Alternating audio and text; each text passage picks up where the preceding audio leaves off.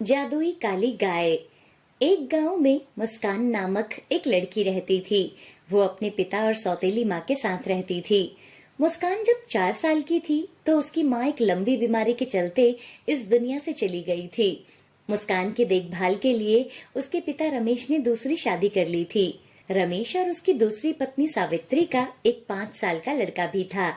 सावित्री पहले तो मुस्कान का अच्छे से ध्यान रखती थी, लेकिन उसकी अपनी संतान के बाद उसका व्यवहार मुस्कान के लिए बदल गया। रमेश एक किसान था जो अपने खेतों में सब्जियां उगाकर बाजार में बेचा करता था। रमेश के सामने तो सावित्री मुस्कान से अच्छा व्यवहार रखती थी, लेकिन उसके पीछे से उसे बहुत बुरा भला बोला करती थी। सावित्री, मैं बाजार जा रहा हूँ। इस बार बैंगन की अच्छी फसल हुई है। इस बार इसका दाम मुझे अच्छा मिल जाएगा। अजी, आपने इतनी मेहनत की है तो उसका फल तो आपको मिलेगा ही ना।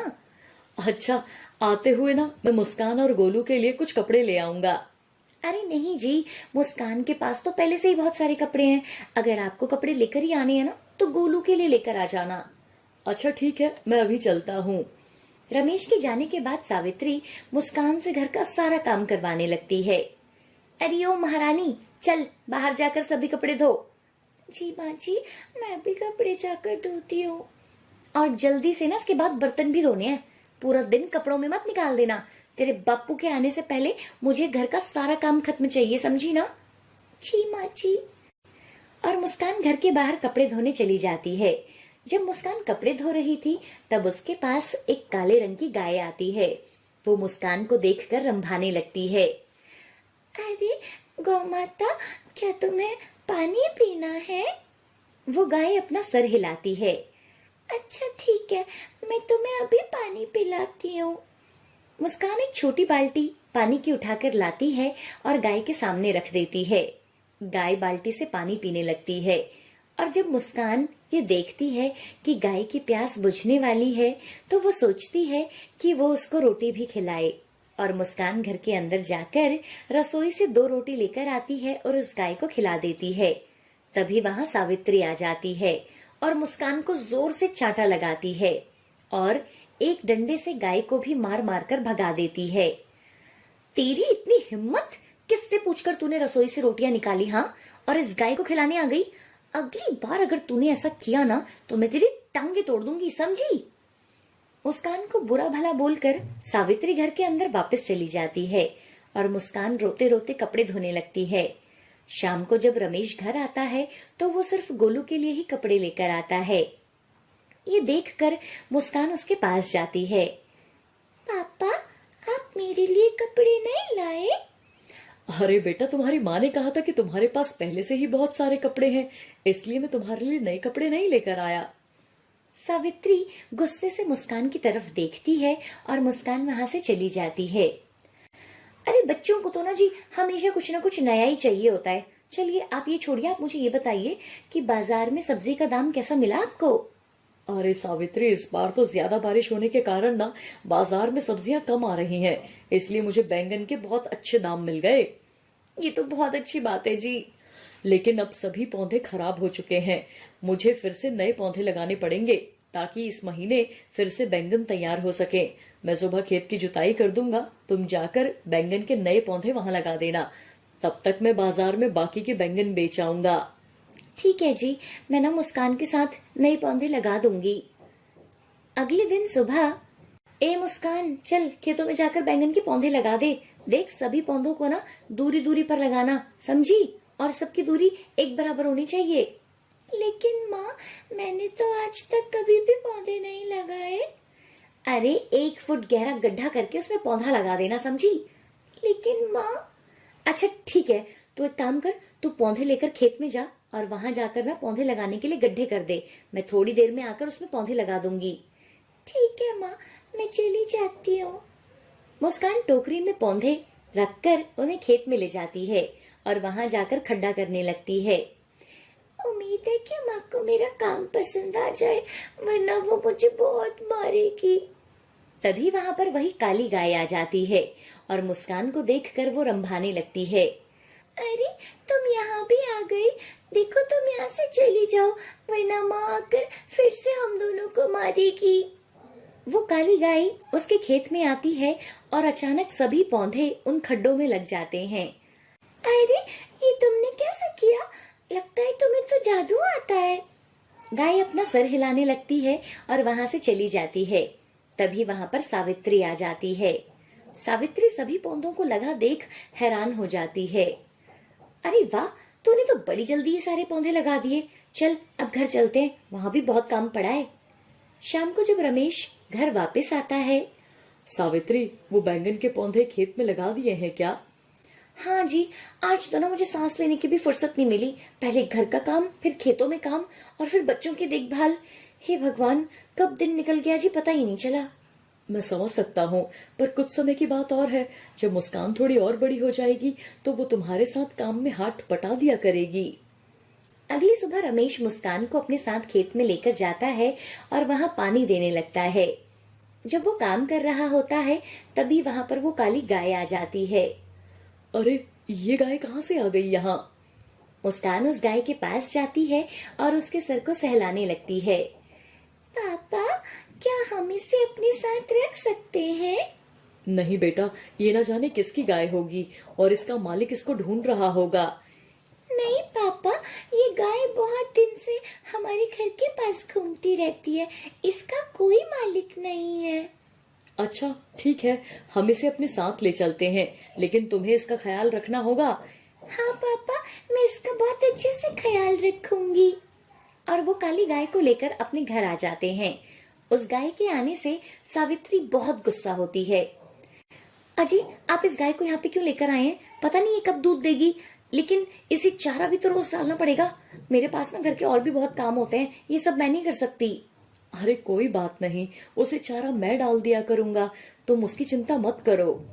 दूसरी तरफ मुस्कान बहुत खुश थी क्योंकि वो गाय अब उसके घर आ चुकी थी।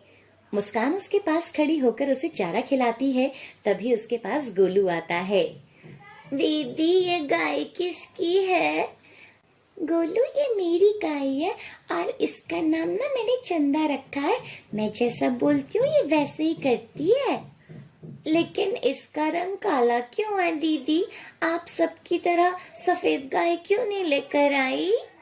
अरे गोलू, इसके काले रंग की वजह से ना इसको किसी की नजर नहीं लगेगी और अब हमें भी किसी की बुरी नजर नहीं लगेगी।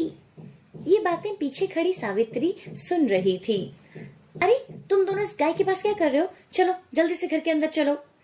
अब जब भी रमेश जाता उसके बाद सावित्री मुस्कान से काम करवाती तो वो काम गाय अपनी जादू से फटाफट कर दिया करती थी। अरे वाह चंदा, तुम तो जादू से सारा काम कर देती हो। मुझे तो कुछ भी काम नहीं करना पड़ता। क्या तुम अपने जादू से मेरी माँ के स्वभाव को भी बदल सकती हो क्या? चंदा गाय अपना सर नहीं हिलाती। मुस्कान समझ जाती है कि किसी जादू से उसको माँ का प्रेम नहीं मिल सकता। मुस्कान की आंखों में आंसू आ जाते हैं और वो घर के अंदर चली जाती है। अगले दिन गोलू आंगन में बैठकर आंगन में खेल रहा था कि तभी अचानक वहां पर एक सांप आ जाता है और वो गोलू की तरफ बढ़ने लगता है। तभी सावित्री भी घर से बाहर आती है और वो गोलू के पास सांप को देखकर जोर जोर से चिल्लाने लगती है। सांप गोलू को काटने ही वाला था कि मुस्कान ने उसे पूंछ से पकड़कर अपनी ओर खींच लिया। गोलू तो बच गया, लेकिन वो सांप मुस्कान को काटकर चला गया। बेचारी मुस्कान का शरीर नीला पड़ने लगा था। अरे, कोई मेरी मदद करो। अरे, मेरी बेटी को सांप ने काट लिया है, कोई मेरी मदद करो। तभी वहाँ गांव वाले इकट्ठा हो जाते हैं।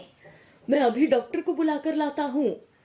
अरे, लगता है किसी जहरीले सांप ने काटा है। इसका तो बचना बहुत मुश्किल लग रहा है।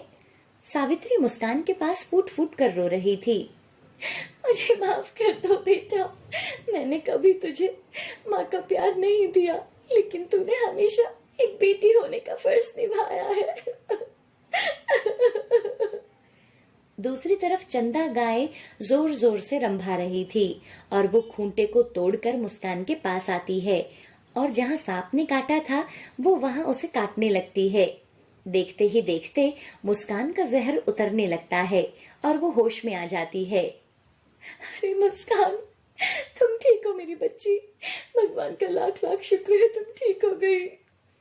गाय के इस कारनामे को देखकर सभी गांव वाले हैरान थे कि एक गाय ने सांप का जहर मिटा दिया। मुस्कान और सावित्री भी चंदा को गले से लगा लेते हैं। आखिरकार मुस्कान को अपनी माँ का प्यार भी नसीब हो गया। ये कहानी है गरीब रोशनी की, जो अपनी 2 बेटियों कोमल और प्रिया के साथ रहती थी। रोशनी के पास थोड़ी बहुत जमीन थी, जहाँ वो खेती करके अपनी बेटियों का पेट पालती थी। एक साल रोशनी की फसल ना हो सकी, जिससे रोशनी हिम्मत हार गई। मेरी की हुई सारी मेहनत पर पानी फिर गया। अब मेरे पास खोटा सिक्का नहीं बचा। मैं अपनी बेटियों को क्या खिलाऊंगी? ये सब सोचकर रोशनी बीमार रहने लगी। आखिरकार एक दिन रोशनी अपनी बेटियों को अनाथ छोड़कर इस दुनिया से चली जाती है, जिस पर दोनों लड़कियां फूट फूट कर रोती हैं। रसोई में बस थोड़ा ही आटा बचा है, वो भी खत्म होने को है। अब हम दोनों को खेत की देखरेख करनी होगी। हाँ दीदी, चलो खेत में चलते हैं। दोनों बहनें अपने खेत में जाती हैं। वहां लगे बंजर जामुन के पेड़ को देखकर, दीदी लगता है इस पेड़ पर जामुन नहीं उगेंगे, क्यों ना हम इस पेड़ को जड़ से साफ करके यहाँ भिंडी और तोरई लगा दें। नहीं प्रिया, देखो इस जामुन के पेड़ में जान आ चुकी है और ये सजीव की गिनती में आते हैं। ये भी हमारी तरह सांस ले सकते हैं, इसलिए हमें कोई हक नहीं कि हम इसकी जिंदगी छीन लें, चाहे ये फल दे या ना दे। दोनों बहनें मिलकर जामुन के पेड़ की खूब देखभाल करती थी। ऐसे ही समय बीत जाता है। एक दिन सोहनलाल सेठ कोमल और प्रिया के घर की चौखट पर जोर जोर से चिल्लाता हुआ आता है। अरे ओ रोशनी की बेटियों, कहाँ हो? बाहर तो आओ जरा। जी काका, कहिए। अरे जल्दी से अपना बोर या बिस्तर बांधो और निकल जाओ यहाँ से। आया समझ में? आप हमें घर से क्यों निकाल रहे हैं काका? क्योंकि तेरी माँ ने मुझसे कर्ज लिया था और उसने अभी तक मेरा कर्जा नहीं दिया है, इसलिए आज से ये घर मेरा हुआ। घर छिन जाने के डर से दोनों बहनें सेठ के आगे गिड़गिड़ाने लगती हैं। ऐसा मत कहिए काका, हमसे हमारा घर मत छीनिए। हमें कुछ दिनों की मोहलत दे दीजिए, हम आपकी पाई पाई चुका देंगे काका। ठीक है, अगर कुछ दिनों बाद मुझे मेरे पैसे नहीं मिले तो मैं तुम दोनों अनाथ बहनों को घसीट कर घर से बाहर निकाल दूंगा, समझी तुम दोनों? तभी सेठ वहां से चला जाता है। दीदी, हमारे पास तो खुद खाने के लिए पैसे नहीं है, ऐसे में हम काका के पैसे कैसे चुकाएंगे? पता नहीं प्रिया, चलो खेत चलते हैं, पेड़ों को पानी देना है। दोनों बहनें अपने खेत में जाती हैं। तभी प्रिया जामुन के पेड़ को देखकर चौंक जाती है। दीदी दीदी, ये देखो, हमारे जामुन के पेड़ पर फल भी आ गए हैं। अरे वाह, हमारे इतने दिनों की मेहनत सफल हुई। अब हम इसे बाजार में बेचकर अच्छे खासे पैसे कमा सकते हैं। दीदी, ये जामुन कितने मीठे और रसीले दिख रहे हैं, क्या मैं एक जामुन तोड़ लूं? हाँ हाँ, क्यों नहीं, तुम इसे खा सकती हो। जैसे ही प्रिया जामुन तोड़ती है, वैसे ही वहां फिर से जामुन आ जाता है। दोनों बहनें हैरान हो जाती हैं। देखो दीदी, ये कैसा जामुन है, इस पर तो फिर से जामुन उगाए हैं। हाँ प्रिया, हैरानी तो मुझे भी हो रही है, तुम जामुन खाकर तो देखो। जैसे ही प्रिया जामुन खाती है, दीदी दीदी, ये देखो, ये तो सोने के बीज बन गए। अरे हाँ, ये तो सच में सोने के हैं, ये कैसा चमत्कार है भला। तभी जामुन के पेड़ पर आंख, नाक और मुंह आ जाते हैं। मैं तुम दोनों बहनों से बहुत खुश हूँ। तुम दोनों ने मेरा बहुत ध्यान रखा, समय पर पानी दिया, सफाई की, वो भी बिना किसी अपेक्षा के। अरे ये क्या, तुम तो बोल सकते हो? हाँ, क्योंकि मैं एक जादुई जामुन का पेड़ हूँ और मैं तुम दोनों की सारी बातें भी सुन रहा था। इतनी मजबूरी में भी तुम दोनों बहनें मेरा हर रोज ध्यान रखती थी, मेरी जड़ों में पानी देती थी। मैं चाहता हूँ कि तुम मेरे जामुन के फलों का इस्तेमाल करो। मगर ऐसे तो जामुन के फल खरीदने वाले ग्राहकों को सोने के बीजों का राज पता चल जाएगा। सोने के बीज सिर्फ उसी जामुन में होंगे जिसे तुम अपने लिए तोड़ोगे। उसके बाद दोनों बहनें ढेर सारे जामुन तोड़कर उसे बाजार में बेचने चली जाती हैं। कैसे दिए जामुन? 40 रुपए किलो हैं काका। अरे इतने सस्ते, क्या बात है, जामुन खट्टे हैं क्या? अरे नहीं नहीं काका, ये तो अमृत की तरह मीठे हैं, खुद खाकर देख लो काका। हाँ, ये तो सच में अमृत के समान है। अच्छा, तो 2 किलो मुझे पैक कर दो। ग्राहकों की भीड़ खड़ी देखकर वहीं दूर खड़े पति पत्नी की नजर उन चमचमाते जामुनों पर पड़ती है। सुनिए जी, देखो ना वो जामुन कितने सुंदर और रसीले लग रहे हैं, चलिए ना लेते हैं। अरे मेरी प्यारी, तुम तो खुद ही मीठी अमृत हो, जामुन खाकर क्या करोगी पगली।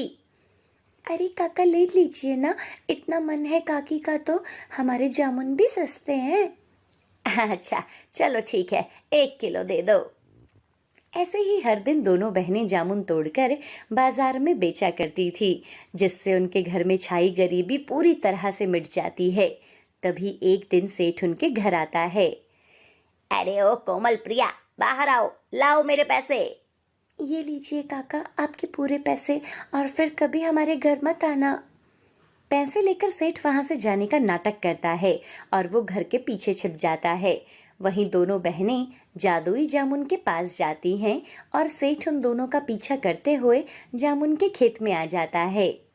जागो जादुई जामुन के पेड़, हम तुमसे मिलने आए हैं। आओ आओ, मैं तुम दोनों बहनों का स्वागत करता हूँ।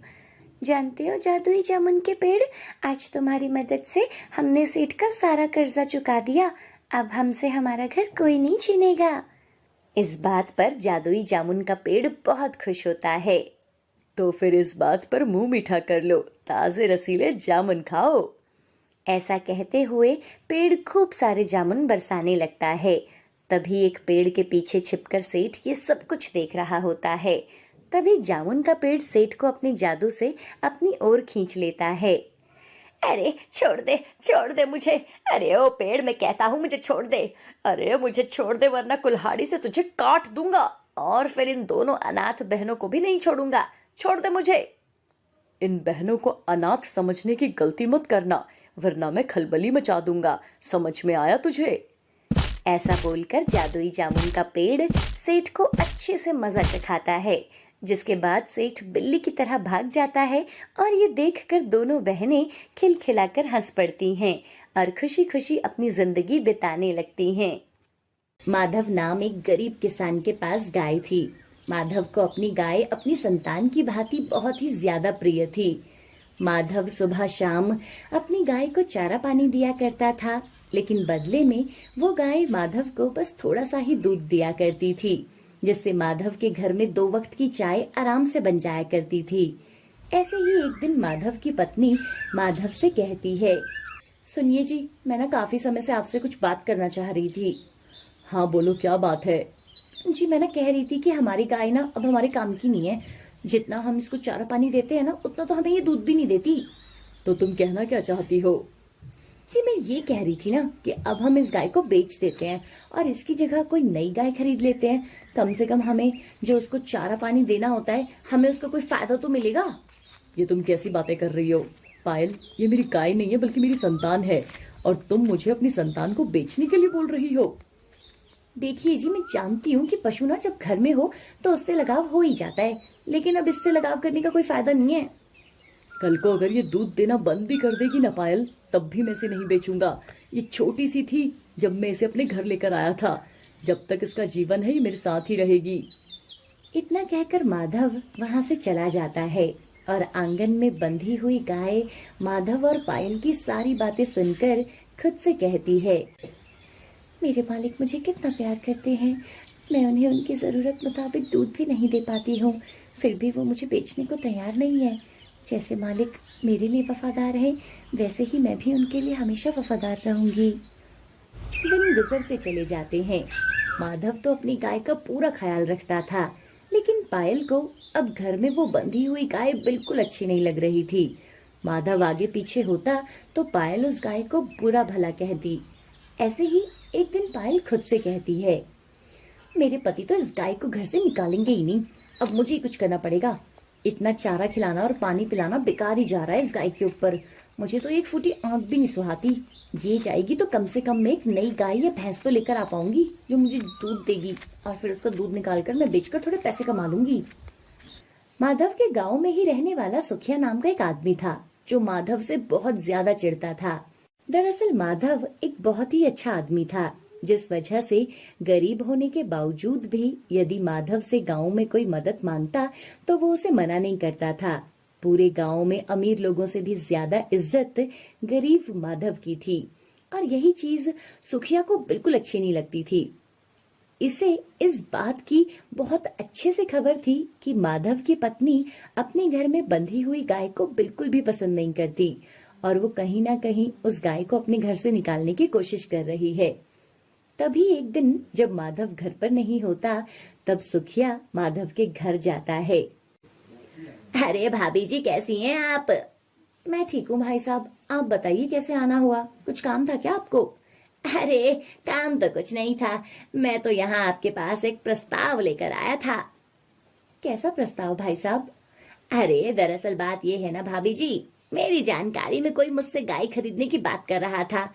अरे उसे अपने खेत में काम करने के लिए गाय चाहिए थी। तभी मेरे दिमाग में आपकी गाय का ख्याल आ गया। अगर आप अपनी गाय को बेचना चाहती हैं तो मुझे बता सकती हैं, बदले में आपको अच्छी कीमत दिलवा दूंगा। अरे भैया जी, अपनी गाय को बेचना तो मैं चाहती हूँ, मगर मेरे पति इस बात के लिए कभी राजी नहीं होंगे और ना मैं उन्हें बिना बताए आपको ये गाय दे सकती हूँ। अरे माधव गाय को कभी बेचेगा ही नहीं भाभी जी, उसका स्वभाव तो मैं जानता हूँ ना। बाकी आप देख लीजिएगा, अगर आपका मन हो तो बता देना, मैं खूब अच्छा पैसा दिलवा दूंगा। बस एक बात का ख्याल रखिएगा, माधव को इस बात का पता नहीं चलना चाहिए। सुखिया वहां से चला जाता है, पर सुखिया की बातों से अब पायल के मन में और भी ज्यादा लालच भर गया था और वो जल्द से जल्द अपनी गाय को बेचने की ठान लेती है। बेजुबान माधव की गाय पायल और सुखिया की सारी बातें सुन लेती है, पर फिर भी माधव को कुछ नहीं कह पाती। एक सुबह जब माधव अपनी गाय को पानी पिला रहा था, तभी वो देखता है कि उसकी गाय की आंखों से आंसू बह रहे हैं। ये देखकर माधव हैरान हो जाता है। अरे क्या हो गया, तू रो क्यों रही है? किसी ने तुझे कुछ कह दिया क्या? अजी इसे कौन क्या कहेगा, सारा दिन तो ये आंगन में बंधी रहती है। अरे तुम देख नहीं रही हो क्या, इसकी आंखों से आंसू आ रहे हैं।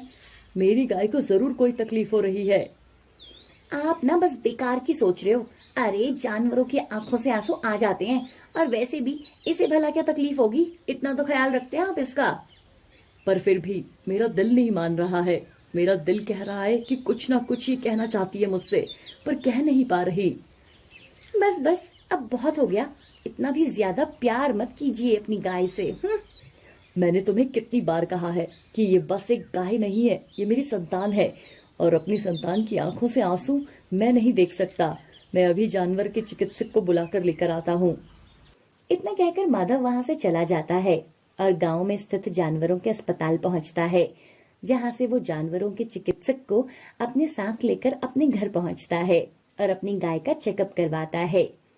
अच्छे तरीके से जांच करने के बाद चिकित्सक माधव से बोलता है, आपकी गाय बिल्कुल ठीक है और वो बहुत ज्यादा स्वस्थ भी है। उसे किसी तरह की कोई बीमारी नहीं है। धन्यवाद डॉक्टर साहब। सुबह मैंने अपनी गाय की आंखों में आंसू देखे तो मेरा दिल घबरा गया था, इसलिए मैं आपको बुलाकर ले आया। घबराने की कोई जरूरत नहीं है, कभी कभी जानवरों की आंखों से खुद भी आंसू आ जाते हैं। चलिए अब मैं चलता हूँ। आपको तो मेरी बातों पर यकीन नहीं होता। मैंने कहा तो था कि सब कुछ ठीक है। अरे तो क्या हो गया, कम से कम मेरे मन को तसल्ली तो हो गई ना कि मेरी गाय एकदम ठीक है। दिन गुजरते चले जाते हैं और हर गुजरते दिन के साथ माधव का प्यार अपनी गाय के साथ और भी ज्यादा बढ़ता चला गया। ये सब कुछ देखकर पायल को और भी ज्यादा गुस्सा आ जाता है और ऐसे ही एक दिन पायल को सुखिया का वही प्रस्ताव याद आता है और पायल सुखिया से मिलने उसके घर पहुंचती है। पायल को देखकर सुखिया हैरान होता है। अरे लगता है भाभी जी आप अपनी गाय को बेचने का पक्का मन बना चुकी हैं। बिल्कुल सही कहा भाई साहब, अब मुझे ना जल्द से जल्द उस गाय को अपने घर से निकालना है। बस तो ठीक है ना, जैसा जैसा मैं कहता हूँ आप वैसा वैसा कीजिए, हम उस गाय को आपके घर से हमेशा के लिए निकाल देंगे। ऐसे ही सुखिया पायल को काफी सारी बातें बोलता है। एक शाम सुखिया चुपके से पायल को नींद की दवाई दे देता है, जिसके बाद पायल उस नींद की दवाई को रात को माधव को खाने में मिलाकर खिला देती है दवाई खाकर माधव एक गहरी नींद में सो जाता है। आधी रात को सुखिया पायल के घर जाता है।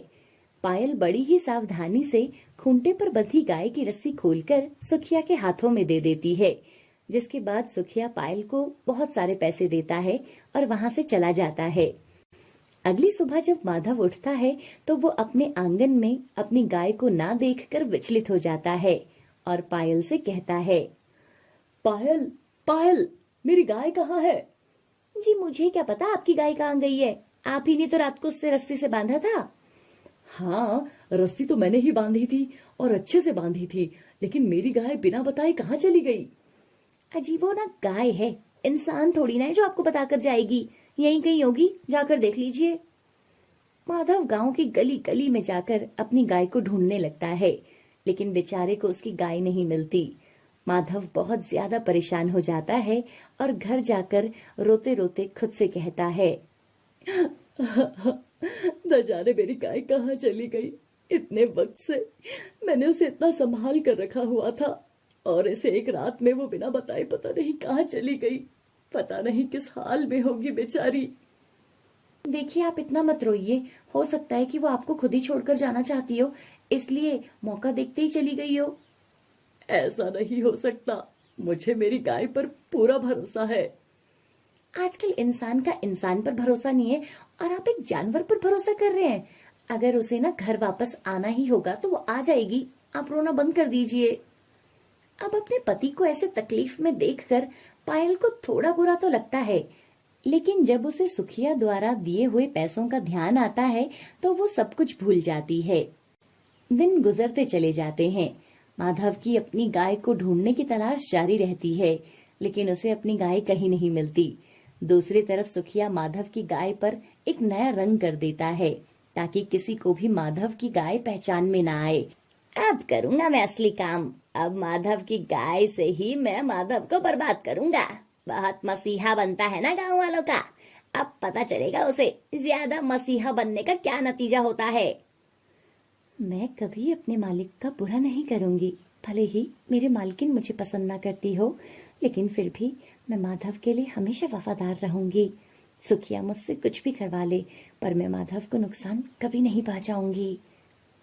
अपनी गाय के चले जाने से माधव काफी ज्यादा परेशान हो जाता है और ऐसे ही एक दिन पायल माधव से कहती है, जी सुनिए, अब हम घर पर कोई नई गाय या भैंस ले आते हैं ना, उसका दूध निकाल कर बेच दिया करेंगे। नहीं, मैं अपने घर में अब कोई भैंस या गाय लेकर नहीं आऊंगा। मुझे बस मेरी गाय से प्यार था, अब उसके अलावा इस घर में उसकी जगह कोई नहीं लेगा। माधव और पायल ये बात कर ही रहे होते हैं कि तभी वहां पर गांव का जमींदार आता है। अरे माधव, तुम्हारी मदद की जरूरत है। जी साहब, कहिए ना, कैसी मदद चाहिए आपको मुझसे? देखो माधव, हमारे पास बहुत सारे खेत हैं जो यूं ही खाली पड़े हैं। मैं चाहता हूँ कि तुम खेतों की रखवाली करो, वहां पर खेती करो और खेती से जो भी लाभ होगा उसका आधा हिस्सा हम तुम्हें दे देंगे। अजी सोच क्या रहे हो, हाँ कर दीजिए ना, इससे अच्छा मौका थोड़ी ना मिलेगा आपको। जी जी जी, ठीक है भाई साहब, मैं आपके खेतों में काम करने के लिए तैयार हूँ। तो फिर कल से अपनी गाय को लेकर आ जाना, खेतों में मिट्टी जुताई का काम तुम उसी के साथ करोगे ना। वो दरअसल मेरी गाय मेरे पास नहीं है। क्यों, तुम्हारी गाय कहाँ चली गई, तुमने बेच दिया क्या? नहीं नहीं भाई साहब, बेचा नहीं है, वो कहीं खो गई है। जब तक गाय नहीं मिल जाती तब तक मैं अपने हाथों से ही खेत की जुताई कर दूंगा, आप चिंता मत कीजिए। ठीक है, जैसा तुम्हें सही लगे, बीच बीच में हम खेतों में तुम्हारा काम देखने के लिए आते रहेंगे। इतना कहकर जमींदार वहां से चला जाता है। अगले ही दिन माधव जमींदार के खेतों में काम करना शुरू कर देता है, क्योंकि अब जमींदार के बहुत सारे खेत थे और माधव खेती करने में बहुत अच्छा था, तो जाहिर सी बात थी कि अब खेती से माधव को भी बहुत ही बड़ा धन लाभ होने वाला था। माधव दिन रात एक करके खेतों में बहुत मेहनत कर रहा था। ऐसे ही एक दिन माधव जब जमींदार के खेतों पर काम कर रहा था, तब सुखिया उसकी गाय को लेकर वहां पहुंचता है, लेकिन माधव रंग बदलने की वजह से अपनी गाय को नहीं पहचान पाता। अरे क्या बात है माधव, जमींदार जी के खेत खरीद लिए क्या तूने? अरे नहीं नहीं, बस मैं तो यहाँ काम कर रहा हूँ। क्या बात है, खेती में तो मैं तुमसे बहुत अच्छा हूँ। गांव के और भी बहुत अच्छे लोग हैं जो खेती में बहुत अच्छे हैं, पर जमींदार ने बस तुझे ही कहा यहाँ पर खेती करने के लिए। अब इसमें मैं क्या कर सकता हूँ भाई, ये तो जमींदार जी की इच्छा है ना। उनकी मर्जी है कि वो किससे काम करवाना चाहते हैं और किससे नहीं।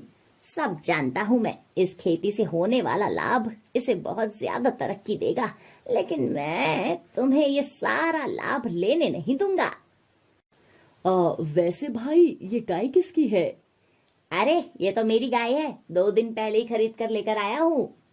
अच्छा अच्छा, इसे देखकर मुझे अपनी गाय की याद आ गई। पता नहीं मेरी गाय कहाँ चली गई है। उसका तो मुझे नहीं पता, अब ये तो मेरी गाय है। ठीक है, मैं चलता हूँ। और सुखिया वहां से चला जाता है। अब माधव को जमींदार के खेतों पर खेती करता हुआ देखकर सुखिया को माधव से और भी ज्यादा जलन होने लग जाती है। नहीं नहीं नहीं, अब मैं और बर्दाश्त नहीं कर सकता। मुझे जल्दी से इस माधव का कुछ तो करना ही होगा। ये फसल तो मैं बर्बाद करके ही रहूंगा, और फिर जमींदार माधव को काम से निकाल देगा और बदले में सारा काम मुझे दे देगा, और मैं उस खेती से बहुत सारा लाभ लूंगा, और फिर मेरे पास पैसा ही पैसा होगा। सुखिया की ये सारी बातें गाय सुन रही थी। गाय अपने आप से कहती है, कितना दुष्ट है ये सुखिया। पहले ये मुझे माधव के घर से ले आया और अब माधव को बर्बाद करने की कोशिश कर रहा है। भगवान, काश मेरे पास कोई शक्ति होती तो मैं बोल बोल कर सबको बता देती कि सुखिया की असलियत क्या है। पर मैं क्या करूं? मैं कैसे माधव की मदद करूं? मुझे कुछ समझ नहीं आ रहा। दिन गुजरते चले जाते हैं। माधव दिन रात जमींदार के खेतों पर खूब मेहनत करता है और आखिरकार उसकी मेहनत जमींदार के खेतों पर लहराने लगती है। यानी कि माधव द्वारा लगाई हुई फसल पककर तैयार हो गई थी। अब उसकी कटाई का वक्त आ गया था। जमींदार माधव द्वारा की हुई खेती को देखकर बहुत खुश होता है और माधव को शाबाशी देता है। बहुत अच्छी खेती की है तुमने इस बार, तो अच्छी कीमत भी मिलेगी। मैं तुम्हारे काम से बहुत खुश हूँ और मैं चाहता हूँ कि अब मेरे बाकी के खेतों का काम भी तुम भी संभाल लो। वैसे भी तुमसे ज्यादा वफादार और बढ़िया आदमी मुझे कहीं और नहीं मिलेगा माधव। जी ठीक है साहब, जैसा आप कहें।